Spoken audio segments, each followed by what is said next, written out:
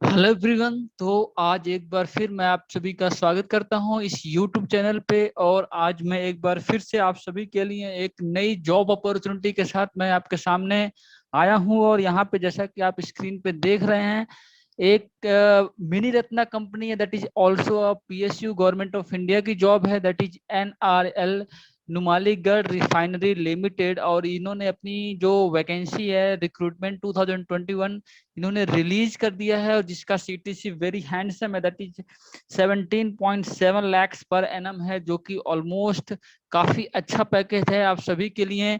तो आज हम लोग इसी के बारे में हम जानेंगे, और कितनी वैकेंसी है, क्या क्वालिफिकेशन होने वाला है, पे स्केल क्या है इसका, सिलेक्शन प्रोसीजर क्या है, बॉन्ड कितने साल का है, कितने अमाउंट का बॉन्ड है, application process and application fees, इन सारी चीजों के बारे में हम लोग यहाँ पे इस वीडियो में आके जानने वाले हैं। तो बने रहिए लास्ट तक, हम लोग सारी चीजें वन बाय वन डिटेल में हम लोग यहाँ पे कवर करने वाले हैं।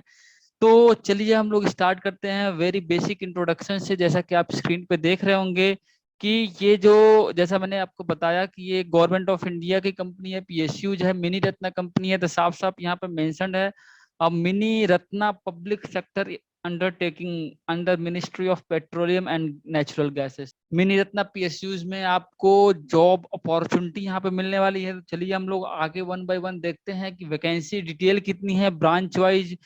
तो जैसा कि आप देख सकते हैं कि सिविल इंजीनियरिंग के लिए यहाँ पे जो टोटल वैकेंसी दैट इज 6, और यहाँ पे कैटेगराइज है कि अलग अलग कैटेगरी के लिए कितनी कितनी वैकेंसी है। बैकलॉग की भी कुछ वैकेंसी है, उसको भी वो लोग यहाँ पे कवर कर रहे हैं। मैकेनिकल के लिए आप देख सकते हैं, मैकेनिकल के लिए टोटल वैकेंसी 20 है, और जनरल के लिए जो वैकेंसी है दैट इज 6। और बाकी जो यहाँ पे अलग अलग कैटेगरी के लिए यहाँ पे वैकेंसीज हैं, जो इंस्ट्रूमेंटेशन है इनके लिए जो टोटल वैकेंसी दैट इज 11। यहाँ पे जनरल के लिए 4 वैकेंसीज हैं। इलेक्ट्रिकल के लिए जो है वैकेंसी टोटल 8 है। यहाँ पे जनरल कैटेगरी के लिए अनरिजर्व दैट इज 3 वैकेंसीज हैं। यहाँ पे केमिकल के लिए भी वैकेंसी है, केमिकल के लिए यहाँ पे टोटल 10 वैकेंसी हैं, जिसमें अनरिजर्व दैट जनरल के लिए 3 वैकेंसी है। और बाकी जो कैटेगरी वाइज जो वैकेंसी है यहाँ पे मेंशन्ड है आपके लिए। कंप्यूटर साइंस के लिए टोटल वैकेंसी 5 है, अनरिजर्व 2 है। जो मेटलर्जिकल ब्रांच है, मेटलर्जी ब्रांच है, यहाँ पे टोटल वैकेंसी जनरल की ही है, एक सिंगल वैकेंसी है, and that is for general student. तो बाकी यहाँ पे कुछ और account assistant officers and assistant account officers की वैकेंसी है, तो उसके लिए आपको देखने की जरूरत नहीं है। और यहाँ पे जो डेट्स है, जो डेट जिस डेट से आप फॉर्म को फिलअप कर सकते हैं, इसका मतलब यहाँ पे आप डेट देख सकते हैं दैट इज 24 जुलाई 2021। मीन्स कल से आप लोग इस फॉर्म को फिलअप कर सकते हैं। कल 10 बजे से, सुबह 10 बजे से आप इस फॉर्म को फिलअप कर सकते हैं। और इसका जो लास्ट डेट है दैट इज 13 अगस्त 2021। तो एज सुन एज पॉसिबल इस फॉर्म को आप लोग फिलअप कर दीजिए, काफी अच्छी वैकेंसीज हैं। और कई लोग ये सोच के इसको नहीं फिलअप करते हैं कि ऑब्वियसली बहुत ज्यादा वैकेंसी भी नहीं बोल सकते इसको, तो एक लिमिटेड अमाउंट में यहाँ पे वैकेंसी है, तो बहुत लोग इसको ये वैकेंसी को देख के नहीं फिलअप करते हैं इस फॉर्म को। और जहाँ पे कम वैकेंसी होती है वहाँ पे सिलेक्शन होने के चांसेस बहुत ज्यादा होते हैं, तो आप लोग इस फॉर्म को जरूर से भरिए इसको। और यहाँ पे जैसे आप देख सकते हैं इसेंशियल क्वालिफिकेशंस जो है, क्या क्या होनी चाहिए सिविल के लिए।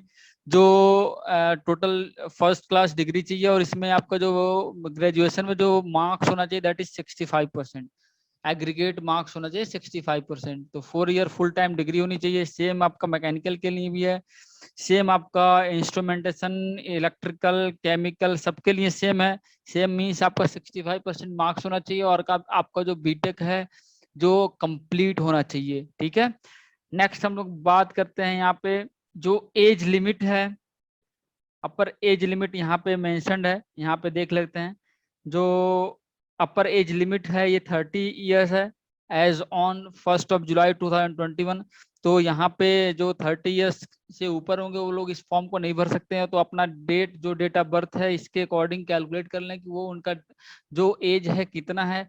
और यहाँ पे कोई एक्सपीरियंस रिक्वायर्ड नहीं है, यहाँ पे साफ साफ मेंशन है कि यहाँ पे इसके इस पोस्ट के लिए कोई एक्सपीरियंस रिक्वायर्ड नहीं है। तो चलिए हम लोग आगे बढ़ते हैं, आगे देखते हैं क्या है। अब देखिए यहाँ पे जो कंपनी है, आपका जो सीटीसी है यहाँ पे साफ साफ मेंशन है कि बेसिक पे स्केल जो है E2 आप जो इंजीनियरिंग किए हुए हैं अलग अलग ब्रांचेज में, जिसकी मैंने अभी बात किया है, तो उन सबों के लिए जो बेसिक पे स्केल होगा दैट इज 50,000 टू 1,60,000 होगा।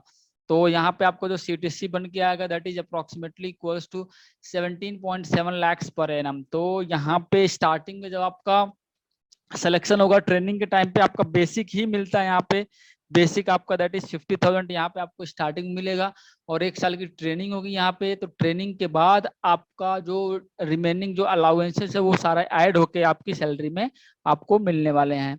तो यहाँ पे जो सिलेक्शन प्रोसीजर है, यहाँ पे सिलेक्शन प्रोसेस देख सकते हैं आपके सामने है। जो सिलेक्शन प्रोसेस है यहाँ पे ये क्या है कि 4 पार्ट में डिवाइडेड है।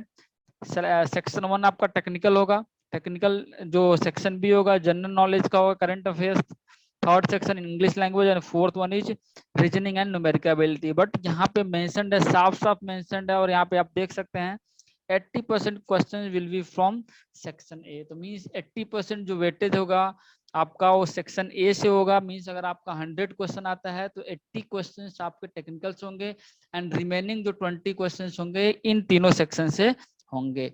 तो आपका ऑब्वियस सी बात है, यहाँ पे दिख रहा होगा कि टेक्निकल का काफी अच्छा खासा वेटेज है, तो आप टेक्निकल अच्छे से करके जाइए।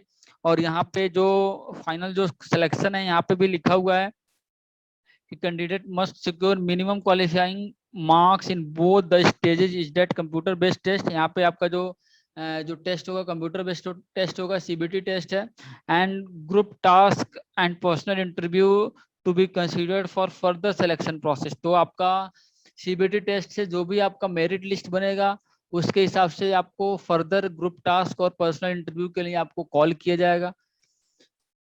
अब यहाँ पे भी मेंशन है minimum qualifying marks in each stage is that CBT and PI plus GT, इसका 50%। मीन्स आपका जो हर एक स्टेज में जो मार्क्स होना चाहिए, मीन्स CBT में आपका अगर 100 मार्क्स का पेपर है तो अगर आपका सिलेक्शन होता है फर्दर आगे जाते हो तो आपका मिनिमम मार्क्स 50% होना ही चाहिए। अगर आपका मिनिमम 50% मार्क्स नहीं है तो आप फर्दर नेक्स्ट स्टेज में नहीं जा पाएंगे। तो यहाँ पे जो अब आपका फाइनल सिलेक्शन किस बेस पे होगा, तो जो कंप्यूटर बेस्ड टेस्ट होगा जो CBT है उसका 85% वेटेज लिया जाएगा, ग्रुप टास्क का 5% एंड पर्सनल इंटरव्यू का 10%। मीन्स आपका पर्सनल इंटरव्यू और ग्रुप टास्क का टोटल अगर ऐड करें तो इसका 15% ही वेटेज है। रिमेनिंग आपका जो है आपका जो CBT टेस्ट है उसका 85% है, तो ऑब्वियसली इसका काफी ज्यादा वेटेज है। तो जो CBT में अच्छा स्कोर करेंगे ऑब्वियसली उनका सिलेक्शन के जो चांसेस हैं और ज्यादा बढ़ जाएंगे। नेक्स्ट हम लोग बात करते हैं सिक्योरिटी बॉन्ड की। सिक्योरिटी बॉन्ड यहाँ पे लिखा हुआ है कि यहाँ पे 3 लाख का सिक्योरिटी बॉन्ड है, कि अगर आप टाइम से पहले जो भी इनका बॉन्ड पीरियड है, जो अगर उससे पहले आप इसको छोड़ के जाते हो तो आपका ये सिक्योरिटी अमाउंट जो भी है, जो बॉन्ड अमाउंट है वो आपको पे करना पड़ेगा। ठीक है, नेक्स्ट हम लोग बात करेंगे यहाँ पे एज रिलैक्सेशन जो बाकी है, जो अलग अलग कैटेगरी वालों के लिए वो मिलेगा यहाँ पे, वो लोग डिटेल में देख सकते हैं। ये मैं जो भी नोटिफिकेशन है, जो डिटेल नोटिफिकेशन जिसके बारे में जहाँ से मैं आपको देख के सारी चीजें बता रहा हूँ, जहाँ पे ये सारी चीजें मेंशन है, ये नोटिफिकेशन मैं डिस्क्रिप्शन बॉक्स में इसका लिंक प्रोवाइड करा दूंगा, तो आप इसको डाउनलोड करके अपने अकॉर्डिंग इसको देख सकते हैं। वैसे मैंने काफी सारी चीजें मैंने ऑलरेडी बता दिया आपको। जो एप्लीकेशन प्रोसेस है ये मैंने ऑलरेडी बताया आपको कि 24 जुलाई से स्टार्ट हो जाएगा एंड 13 अगस्त तक रहेगा। तो आप इसको इसी डेट के पहले या इसी बीच में आप फिलअप कर लीजिए। लास्ट डेट का आप वेट मत कीजिए, क्योंकि लास्ट डेट में बहुत जो वेबसाइट है काफी वो हो जाता है, ओवरलोडेड हो जाता है, तो उस टाइम पे कई बार आप हो सकता है कि आप फॉर्म फिलअप ना कर पाओ।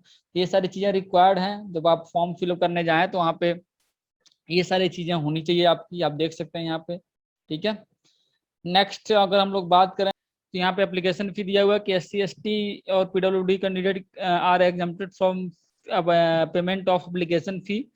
एंड सेकंड वन इज यहाँ पे general OBC and EWS candidate are required to pay an application fee of 500 per post. जो भी आप जिस भी पोस्ट के लिए अप्लाई कर रहे हैं उसके लिए आपको 500 पे करना पड़ेगा। Fee collected will be refunded back to the candidate if they appear for CBT। तो अगर आप CBT में अपीयर हो रहे हैं तो आपका जो अमाउंट है जो आपने एप्लीकेशन फी में पेमेंट किया है वो आपका रिफंड हो जाएगा, ऐसा ये बोल रहे हैं। ऑब्वियस सी बात है, अगर आप नेट में देखें तो आपका कोई एप्लीकेशन फी नहीं है, इसमें कोई फी नहीं पे करना है। बाकी सारे इंस्ट्रक्शन तो जनरल हैं, और आई थिंक मैंने आपको जो भी रिक्वायर्ड था, जो भी आपके लिए जरूरी था, वो मैंने आपको प्रोवाइड कर दिया है। बाकी अगर और डिटेल चाहिए तो आपको इस एडवर्टीजमेंट का जो लिंक है, नोटिफिकेशन जो है, आप यहाँ से डिस्क्रिप्शन बॉक्स में लिंक मिल जाएगा आपको, वहाँ से आप डाउनलोड कर सकते हैं। तो thank you for listening. And last में मैं यही कहना चाहूंगा कि अगर आपको ये वीडियो इन्फॉर्मेटिव लगा हो तो आप इस चैनल को जरूर से सब्सक्राइब कीजिए, जिससे कि आपके यहाँ पे जो भी फर्दर नोटिफिकेशन आएगा, जो भी एग्जाम्स का नोटिफिकेशन आएगा, वो सब के बारे में आपको पता लग जाए और टाइमली उस फॉर्म को आप फिलअप कर पाए। ऐसा ना हो कि आप कोई ऐसा फॉर्म आए और आपको पता ना लगे और उस फॉर्म को फिल ना कर पाए, इस वजह से आपका सिलेक्शन ना हो। आप इस चैनल को जरूर से सब्सक्राइब कीजिए, जिससे कि आने वाली नोटिफिकेशन, जॉब नोटिफिकेशन और जो भी जनरल नोटिफिकेशन है, वो सारी चीजें आपको पता लग जाएगा। तो ओके, थैंक यू अगेन।